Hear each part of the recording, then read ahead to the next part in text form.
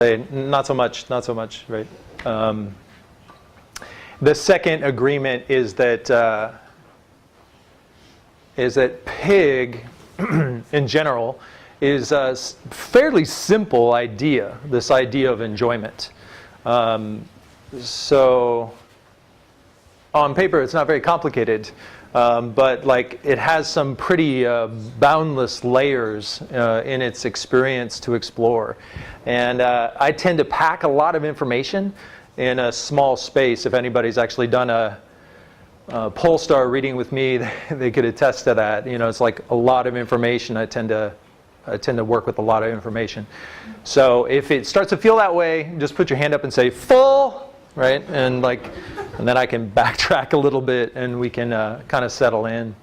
So those are the agreements that I would like to make to you. And thank you very much for being here. So the 12th moon, which is the moon that we're in now, in the last few days of the Earth dog year. And so we're in the 12th moon, which is the ox moon. And the tradition states that there's a lot of anticipation, and there's a lot of like getting ready. It's almost like we're waiting for our birthday to happen, right? So we're just kind of like counting down the days, right? Like when you're super excited about getting gifts and having cake, like there's that kind of sense of anticipation. And so that's particularly true, I think, of this year. Coming into the pig moon the pig year, Earth pig year, because if you haven't noticed, Earth dog was a little heavy, right? It was like a little intense for a lot of people, and so I think the hunger there is for some lightness and some joviality, some levity, and at the root of that, also kind of this sense of like, yo, can I just have a victory? Like a feeling of a victory, some kind of sense of satisfaction. And so, you know, the bottom line is that's what this year is about, you know, like this sense of satisfaction. So you guys can all go home now.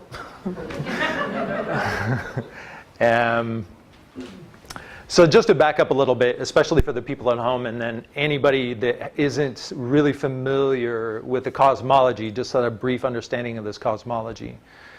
We call it astrology, but for China, it has nothing to do with stars or planets. It is an observation of the flow of qi, what we call time. All of the earthly branches, from pigs to dragons to horses and roosters, they're all a way of telling time and a way of how time flows in a cyclical pattern. And in that cyclical pattern, they all have certain kind of qualities in themselves that reference what comes before and what flows after. And so, in particular, we'll be talking about like a certain section of the cycle of time called pig. And in particular, the earth pig. But it should be noted that like these understandings, these what I call earthly branches, or all the little farm animals and then the dragon, are part of a system called the Tongshu. And the Tongshu is, as I've been taught by my teacher Lu Ming, is the oldest continuously published book in human history. It's a very influential document that just goes round and round and round, and has been in some form or another in its current form for roughly 5,000 years. So it's a tremendously influential book that has more than one indicator. It's not just these earthly branches, it's many other things as well. And they have a long history. And I do daily write-ups on the Tongshu. You can find those at Your Polestar Moment on Instagram. So these are the kinds of things that we're exploring.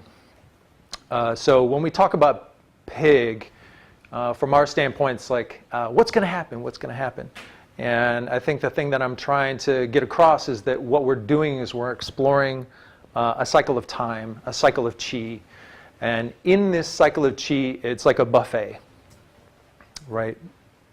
There's things sort of offered, an invitation to be a certain way. And some of these things in the buffet you might be interested in, and some of the other things on the buffet you might not. And so that's kind of part of what we're talking about, is like the general overall tone of the year, what's on the buffet. And then the second half of this presentation, after a short break, will be kind of an exploration of like your own particular tendencies being born in the year that you were, for finding the pig year sort of digestible or indigestible. So that's the format. Claro? Yeah.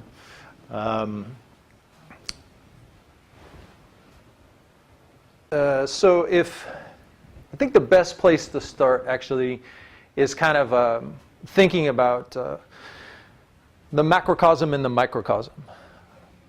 Big words, but basically we're talking about a whole year of pig, but you experience pig every day and every 12 days because the cycles themselves are actually small. Within the day there are 12 animals and they all happen at roughly the same time. So every day from 9 to 11 p.m. we experience this thing called pig, this chi of pig. So this is a daily experience of a kind of what I would describe as a sensuousness of release. That the day is over, right? The sun is down and we're retiring if we're following the cycle of time and not staying up hella late. We're falling asleep with the rhythms. Pig is that time of dropping into our body and experiencing the sort of sensuousness of allowing ourselves to relax into this place of release. And basically the format for us doing this is our body. It is a way of, these daily ways of coming back to our body. It's a time when we're bathing ourselves. It's a time when we're getting ourselves ready for a fairly significant event, even though it happens every day, which is sleep, is this release.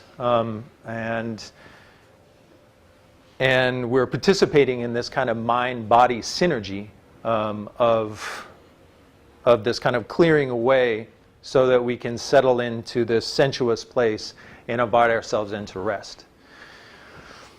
Why do I mention this? Well, the invitation of pig chi is this kind of a sensual forgetting, right? If you're still up at the rat hour, which follows pig, and you're thinking a lot, you can't sleep, right? So this is the invitation from 9 to 11 to actually kind of let go, right? And get into this place of forgetting. We'll cover this again, but pig's native element is this yin water. And yin water spreads out like an even blanket over the world. It's essentially like the calm ocean. It's infinite and continuous. And it's basically equivocating and releasing all things that are particular into this vast sort of equilibrium. Sounds really great for sleep, right? It's like just dropping into this place. So this is the kind of invitation of pig chi. And this closest thing in our daily sort of earthly incarnated existence that we can have to this idea of dissolving to death, right? So kind of a big deal. But as we participate in the cycles of time, pig chi sort of invites us into something very simple, right? Which is enjoyment, yeah, into the body, into kind of the snuggly time.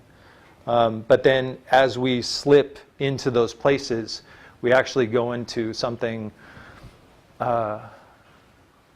much deeper, right? So not to necessarily take it in that direction right away, but like just sort of set the stage for you when we're looking at a whole year of this. What does that mean? And I think that the thing that we're focused on for the most part is this idea of enjoyment. Another point to mention is that in the course of the year as well, like pig represents this sort of late autumn, early winter time, which in many other calendars, the ancient calendars, was actually the end of the year. It was a time for celebration and for Thanksgiving and for generosity and recognizing just the abundance of our interconnection without distinction. Right? So it's a big thing about pigs is that they don't make distinctions in their generosity between their family, blood family, and everyone else. They're open in that way. So as we're moving from dog, which does make distinctions, has this sort of quality of tribalism, and that's where we've been. We've been in this place of tribalism. We've been in this place of ancestral support. But ancestral support also does mean like making distinctions between one group and the next, right? Which can create friction, create division. But it could also be a place of immense support as well, like making distinctions or making decisions for your family, very strongly supported this year in the dog year. Making choices for longevity, deeply supported, making deep commitments that are supposed to be lifelong, very much supported.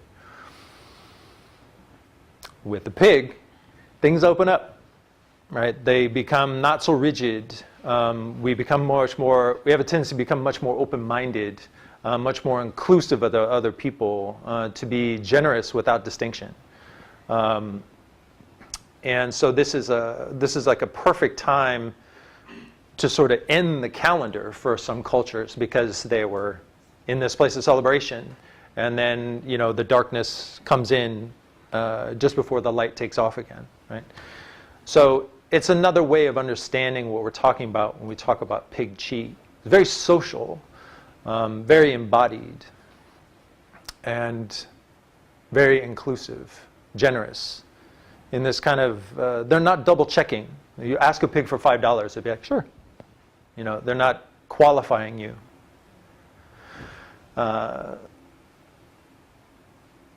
So there's this kind of like heartfelt generosity, which we would call an experience of being a humanitarian. Right? What does that mean, right? For a pig, that means this sense of non-distinction.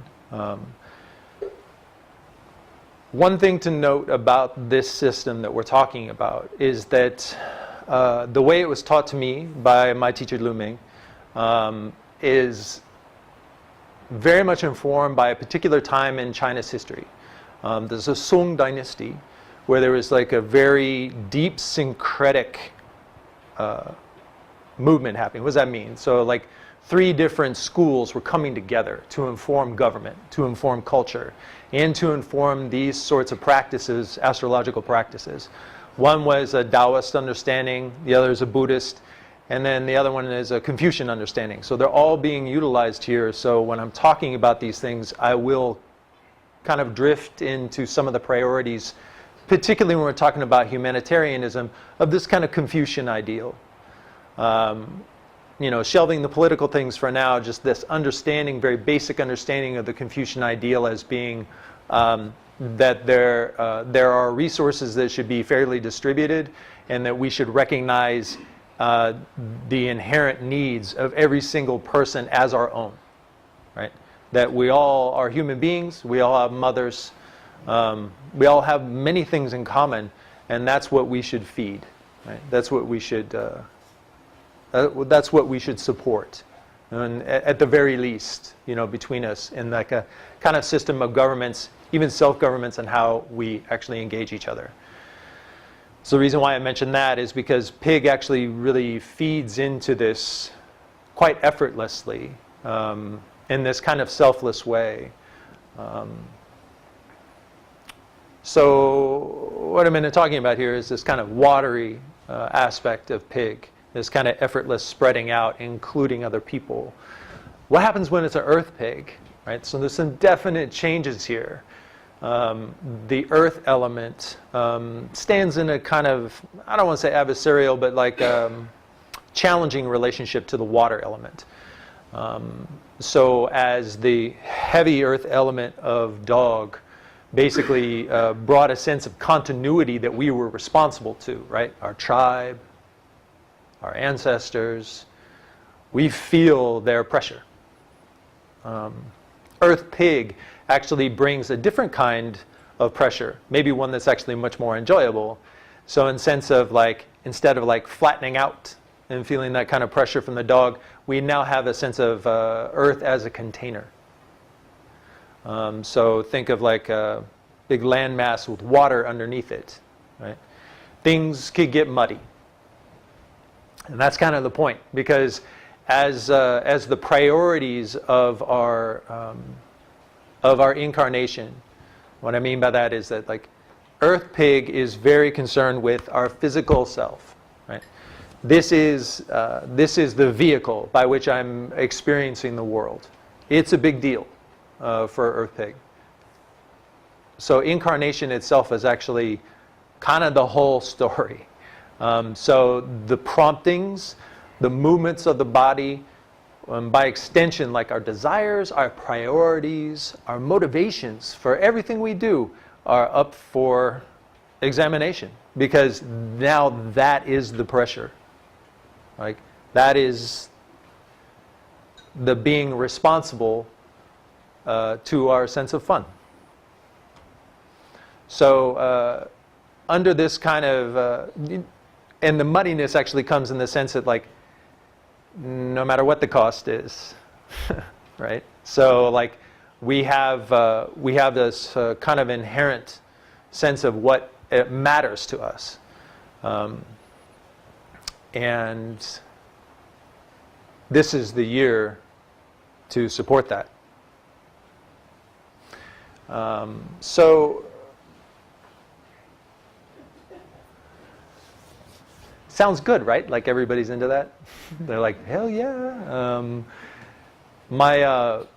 My teacher Ming used to have this. He had this thing he used to say all the time, and I feel compelled to share it here, which is when talking to his teacher, and his teacher would talk about like meditation as potential spontaneous joyful bliss, and he would have a reaction to it, and his teacher would put his hand in his face and go, not so much. And that's sort of the caution of this year, because of this kind of potential for muddiness sort of quality in the Earth Pig, this sort of desirous sort of flow that's being held back by Earth, right?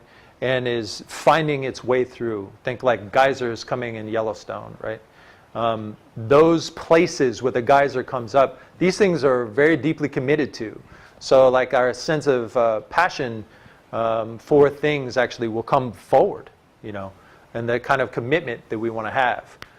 So, you know, what are you resonant with? This is a big question. What moves you? Because this is the kind of year where if you don't address those things, if you don't follow those things, actually can cause physical problems in the body. Not to give you all license to like, I don't know, do something crazy, but like, and this is where the next part of this challenge that we'll talk about is, but essentially we are moved. Now I can recommend this really amazing book called The Chinese Pleasure Book, and it's actually written by an academic up on the hill here at Berkeley, and in there, we're talking about this idea of Ganying.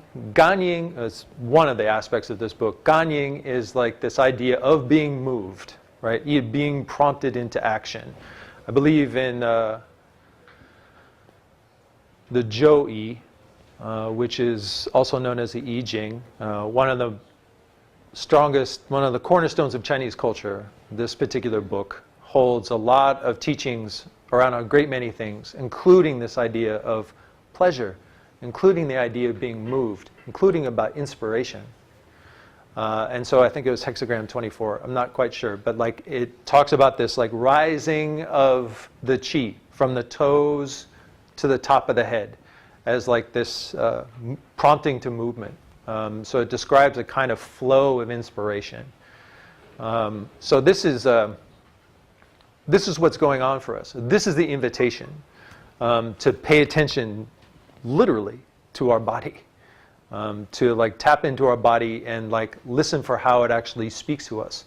What do they say? Trust your gut, like kind of a big deal, right? So if we and Pig Qi is actually a very intimate interpersonal kind of Qi. So those are the kinds of decisions and those are the kinds of relationships that will matter most. But it radiates out from there, like from personal to professional. So there's a risky kind of feeling to Earth Pig. It's, and it's this sort of tension between this idea of inspiration and the risks of carrying them out in a particular social atmosphere, right? We're not, we have this idea of hedonism, right? Which is just doing whatever you want, right? Regardless of the risk. It should make very clear that, like, the risky nature of presenting this material, talking about an enjoyment and desire and pleasure, is because we're in a culture that's steeped in the myth of unfettered ambition, right? And also more ghostly aspects of denial and hypocrisy. So I just feel compelled to mention this. Like, this is a very important thing to recognize, like, in our own culture, because the Qi always expresses in the culture that we're in, right? So if we're in this place where we're teetering between Titan and Ghost, like, Earth Pig could be rough, you know, because you're feeling inspired the 1 minute, and then, like, your hypocrisy takes over the next and takes you back, and you might go back and forth in this cycle. This is partly about the Qi, but also about the culture you're in. So it's just a little side note, just like those sort of ghostly Titan sort of expressions will be evident in the culture, in the society. 60 years ago, the Barbie doll was created, right? And it's been like a fixture of our culture for a long time. And it's actually based on what, right? This sort of completely sensory overload, sort of distorted vision of humanity, in particular feminine beauty. So, but these are the kinds of things that might seem sort of enjoyable from a certain perspective. But there's a chance here for us to double check, to slow down. And part of that capacity is to look at sort of the nature of what the Chinese would present. And from this Chinese pleasure book, I definitely recommend it. Is like this idea of, like, really teasing out, like, what's meant by pleasure. And okay, so here I'm checking to see if anybody's full, because yeah, this is just sort of a kind of break it down for you, this notion between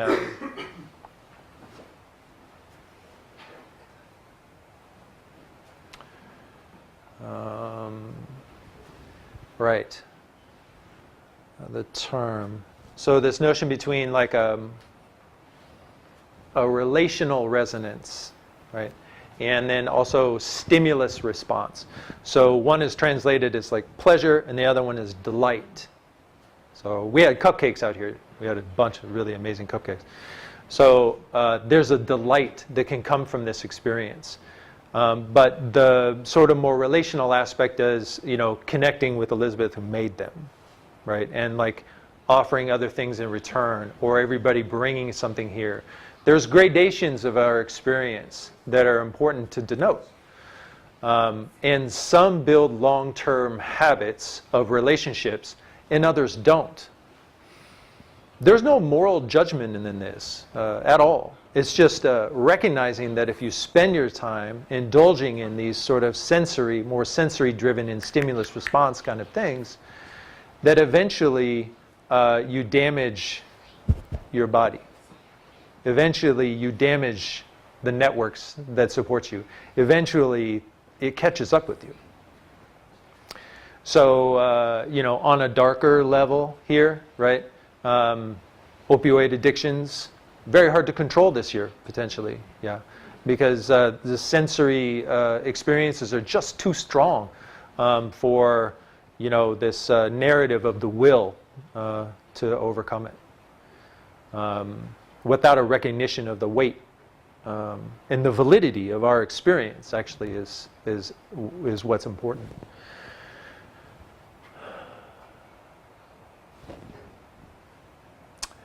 I think it's important, so I'm putting all these qualifiers on the idea of like a life of pleasure, a life of enjoyment, not so much. But it's important to recognize that in the Chinese culture, like, the idea of having a pleasureful life is one of the major things that actually separates us from the rest of nature, right? If we are to aggrandize humanity. A lot of the things we do, written language, but being able to enjoy a common sense of purpose together in a very kind of complex way is actually one of the things that actually makes us human. So if we're kind of looking more toward a selfish sense of self-indulgence, we miss that. And this is the difference between being a ghost in the six realms teachings of Buddhism and being a human being, right? And so the invitation here in an Earth Pig year is that you have to look at this. Like, if you roll through this unconsciously, what you don't see will come most likely back to bite you in the butt. So really kind of examining our sense of fun. The title of this is Finding Fun in Our Fundamentals, right? And so the idea is, like, even more deeply than like what we enjoy, why we enjoy it, not to get super mental about it, but just like really feeling into the body and understanding, like, what is our basis, like what is our sense of purpose, like why do we share, the way we share. And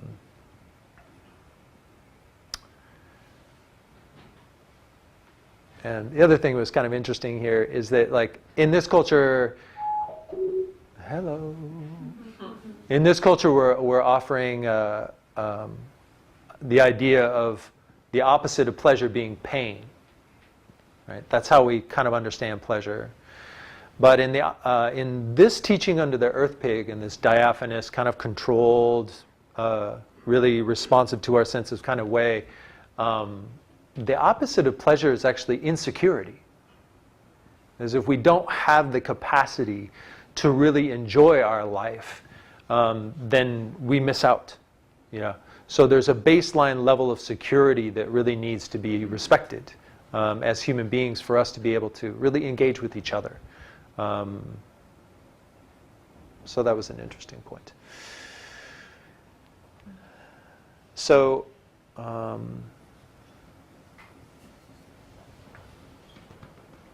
following one's fun, because this experience of us,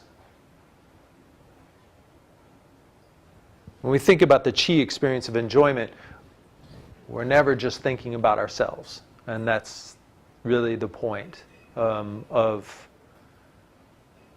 this cosmology and these teachings in a pig year, is that we're necessarily going hand in hand with kind of a humanitarian sense of generosity. So that's sort of the opportunity here, is to not deny our own desires, but like potentially maybe, to use a psychological word, sublimate, right? There's an opportunity in that experience, even though it might hold a little bit of tension for us.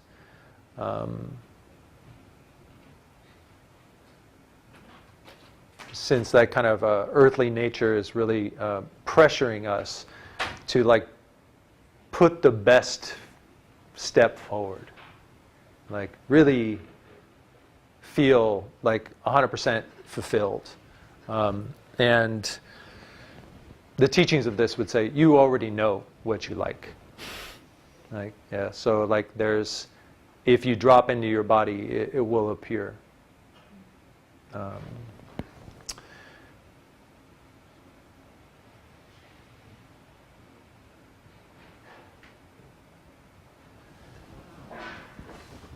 There may be some other things, but I actually wanted to open it up to questions. Full? Who's that? Patrick. You talked about typing ghost a lot, and I'm not familiar. Oh yeah, okay, so in Six Realms teaching, in the Buddhist teaching of Six Realms, there are animals, there are ghosts, there's a hell realm, humans, gods, and what are called Ashura, or like what we call Titans, so basically God aspirants. So under these teachings, it's generally seen as that America, United States, has a fair bit of those people who are aspiring to be gods, and those people who have a lot of ghostly needs unmet. A ghost, in these teachings, the way they were brought to me, is like a creature that is constantly looking for sustenance, but can never eat. And so they're always unfulfilled, right? And so there's a kind of, the idea is that there's a kind of a ghostly tendency in this society because we have such a deep experience of denial of our own experience, which can lead to kind of more hypocrisy, right? So I'm not really telling the truth when I say, oh no, it's a lovely color, right? You know, I'm not really saying, and some of these are like very constructive social norms, right? But then there are deeper ones that speak to like kind of like more primordial desires that the earth pig is really gonna turn over. It's really gonna bring forward. Like senses, body comes alive to inform you like what is required for its nourishment. It's important also here is a lot of terminology here, but there's like a shin, which means heart mind, right? So there's not a separation, or it's our heart mind. So there's not a separation between what we're thinking and what we're feeling. They're one thing. They're one thing. Because we have this idea of rationalizing, right? Which is already a problem because we're separating those two things because we have the language for it. And this other tradition, that language is not as easily accessible. And so like staying with our experience in incomplete, while also remaining in participation in social network, right? In this kind of following conventions. This is why the idea of like, from again one of the other hexagrams, hexagram 16, delight and enjoyment is this idea of like that an experience of a common sense of enjoyment should actually bring us together, right, and create alliances, and under that understanding, preserve a kind of order. So, you know, pleasure has a purpose. You know, it's not just it can be just for itself. It's just important to remember that that's not where you want to put your hat. You want to engage in those kinds of things that other people like. You know, you want to engage in those kinds of things that we all can do together. You know, and so the challenge in a disconnected culture, if we get real for a second, it's like difficult to find those things, and those things that we all can all feel sort of a visceral connection with. And so that also might be a challenge, you know, as people get more disconnected from each other in this year of the Earth Pig. I was listening to a podcast the other day, and this guy was talking about why he doesn't pay attention to his phone so much. And I think it was Timothy Leary that he got this notion from, that it's like taking acid. Just looking at your phone is like taking acid. And so I read that, or I heard that, I was like, no, that's right. That's actually true. Like there's a whole crazy acid trip that's happening every time I look at this phone. And like those sorts of experiences can be like really present with us this year in the Earth, because it's all of our senses, the way we hear, the way we see, what we expose ourselves to. It can really direct us. Now we have, like, with it being an Earth Pig, we have this kind of internal sort of compass about like what's really driving us. But that doesn't mean that we can't get distracted. That doesn't mean that we can't be like, I just want to lay around. You know, like there is a kind of a sense of lethargy that can come out with the pig as well. But more to answer to your point is that like that sort of sensory overstimulus that's potentially available this year can create, if there's already patterns for like ghostly behavior, which are plenty in this society, then that could be like a muddy place, like a muddy bog, that for us to get in. I'm not trying to encourage fear here, but like it's important to pay attention to what we're consuming in a year like the pig, because objects, experiences, these are all forms of nourishment. And it's good to be aware. And then the Titan aspect is like there's an accumulation that comes with that. More and more and more and more power. All these realms have their similarities. But the Titans are really trying to accumulate power, and the stubbornness of an earth pig, who imagistically is much more like a bear. So takes up a lot of space, right? So this kind of a hunger, both of these have a hunger to them. The Titan and the Ghost have a hunger to them that can really be exacerbated in a year like this. Yeah. So on the one hand, expect crazy stimulus, from entertainment industry, right? Crazy stimulus, like lots of options and lots of different ways to engage, this idea of your entertainment.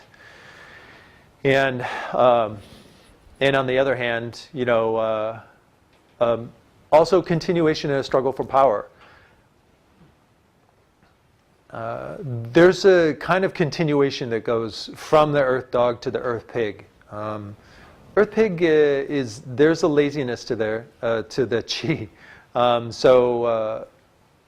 As we look over the last 4 years, Fire Monkey's revolution, Fire Rooster's critique, Earth Dog is like stability, and Earth Pig is potential for generosity.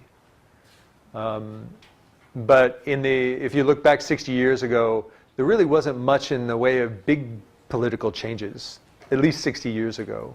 There's kind of like we're following up and following through with a lot of things that were set in motion in this year, right? So Mao lost his job, Castro formally took power, but these are things that were in motion already in the previous years, and they finally come to that kind of sense of fulfillment.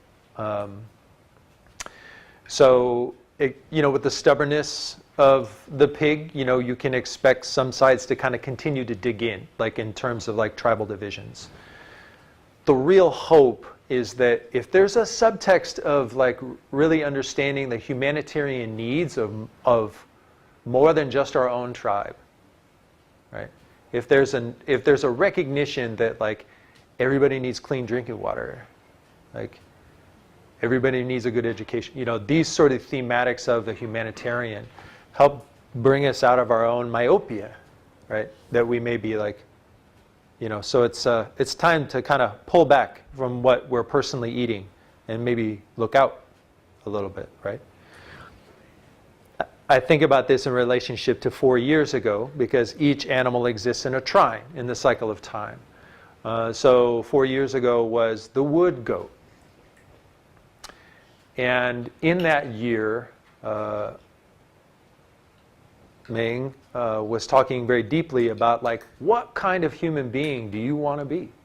Like, I think there can be, some informative qualities from that time in a kind of remembrance way, in this sort of a subtle flow of chi that like, really, like what kind of society do you want to be? And I think if we can open up that sort of humanitarian aspect in the Earth Pig year, even though like we may be like really caught up in our own process of our own experience, and like it feels like really important, being able to back up and to recognize, how did I write that? Right, so like remembering the humanitarian roots of our own personal desires. Like, so whatever I think is important, someone else might find important too. I'm not the only one who wants a Tesla, like other people want Teslas too. I gotta remember that, like I'm not the only one who wants a cupcake, so maybe I can split this in half. Like these sort of small little sublimations and compromises, yeah, they seem trivial, yeah, but like they help build a better world. And that's how the pig operates, is in the personal with sort of a callback to that kind of humanitarian equilibrium. And hopefully, generating to call on the sort of wood goat atmosphere of harmony. Big words, right? But it always comes back to being kind. Yeah. So, any further questions on this? Yeah.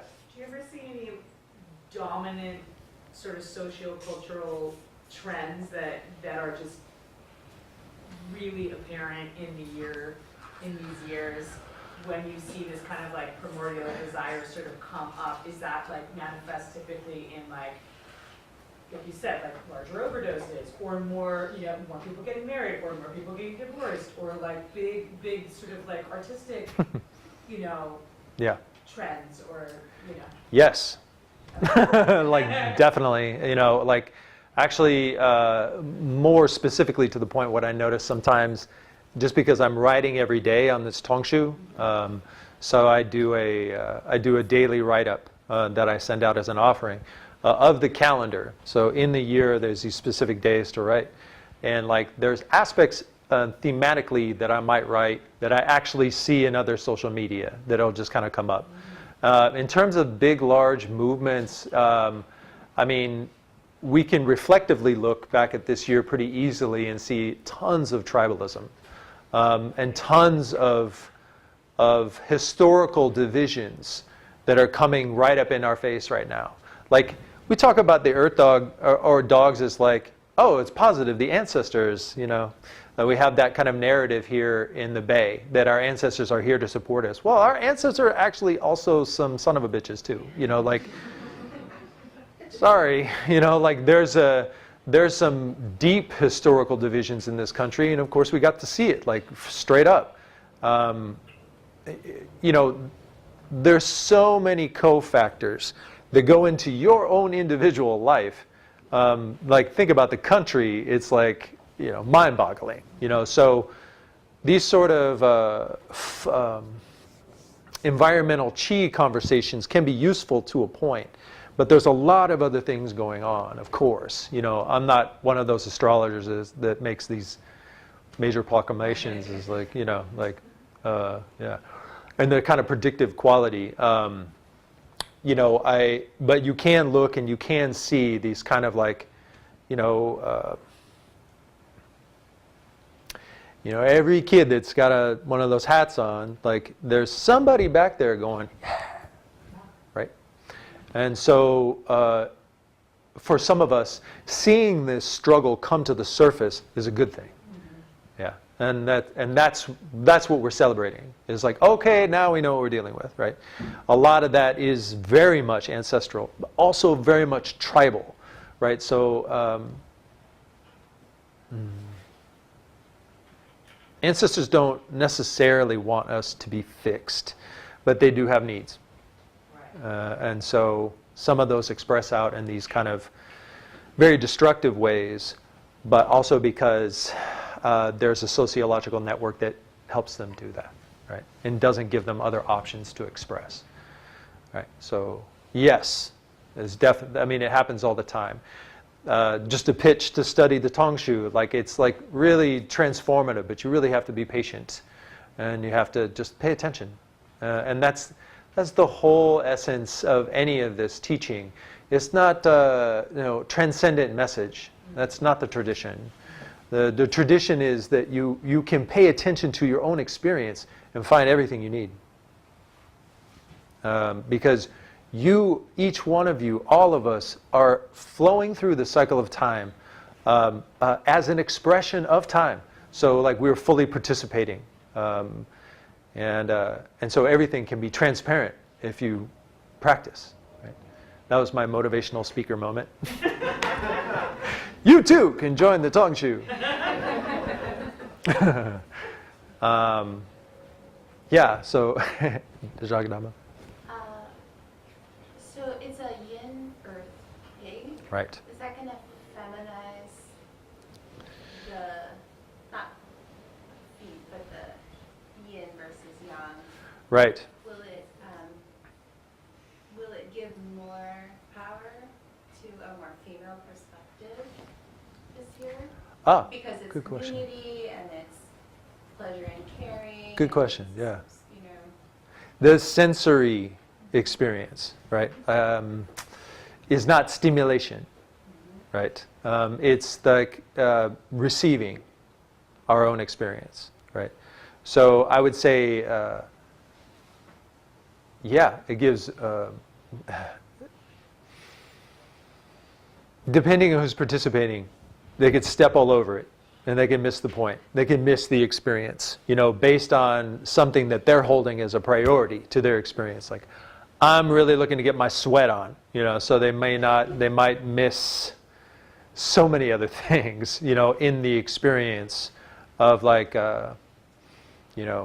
meeting somebody at the door, going to the gym, like having a good conversation that might take them off track just a little bit, and have a certain kind of experience where they might like grow in some way.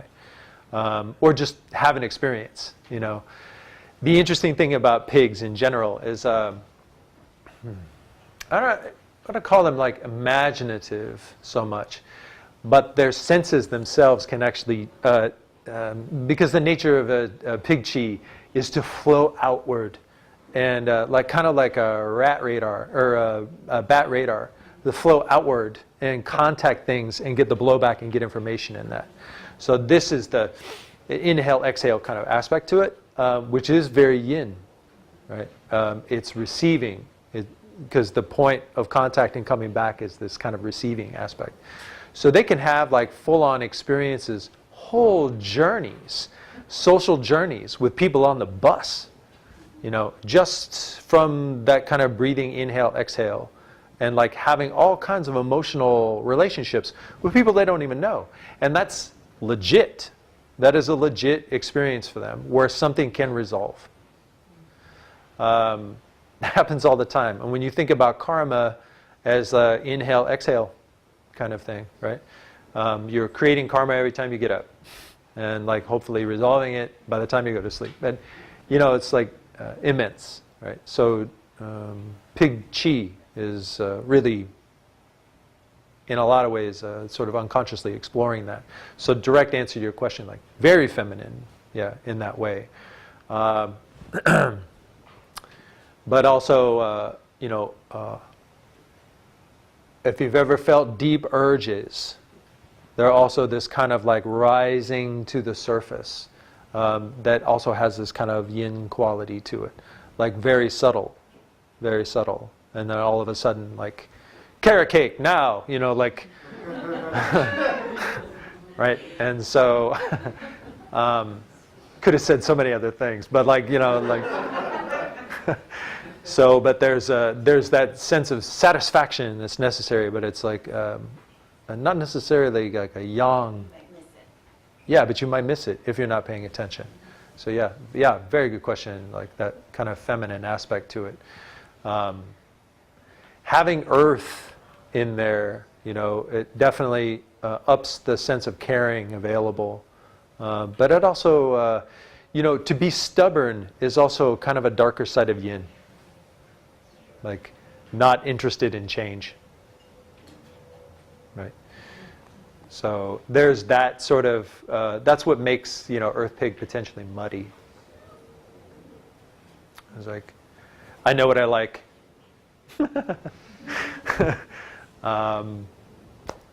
Okay, what time is it? Oh wow, we're right on top of it. So I don't know. You guys full? You want to take a break, or should I go right into the 12 animals?